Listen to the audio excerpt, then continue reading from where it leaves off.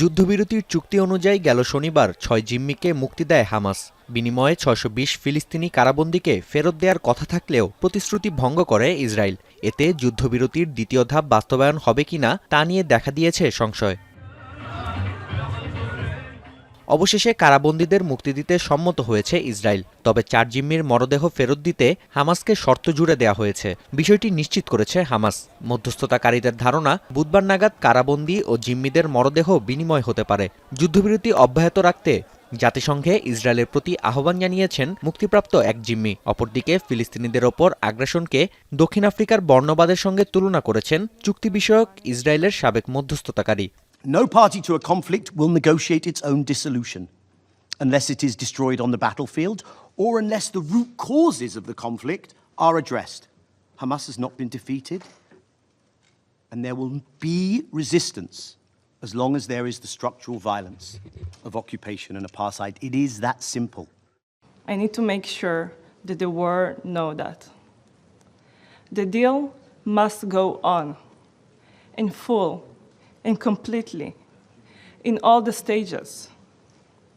My partner, Avinatan Or, and many other hostages are only supposed to be released in the second stage of the deal. এদিকে ঠান্ডা ও বৃষ্টির কারণে গাজায় তীব্র হচ্ছে মানবিক সংকট।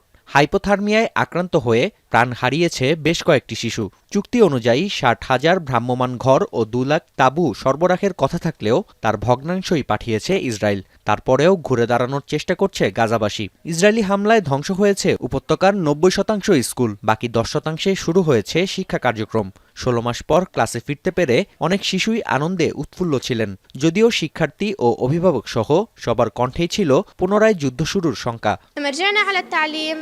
مهما كانت الصعوبات بس احنا حنتعلم وحنضلنا قويين وحنطلع اكبر الدكاتره بالعالم. للمغرب لما يجيبوا رابطه الخبز يعني انا بدي اضبطهم في الوجاهه بنضبط الاولاد يعني بروحوا لهم ساعتين زمان على المدرسه.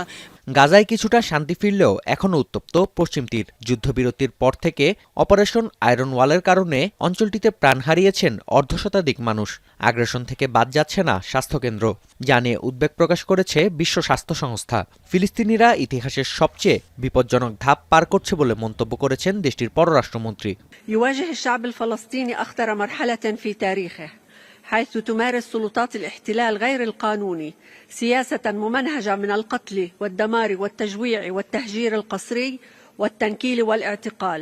Everyone is incredibly concerned about the current developments and of course this has an implication on health. Not only on, if you look at the deaths and injuries between the 1st January and 13th February, 13 February, not even today, 82 Palestinians have been killed.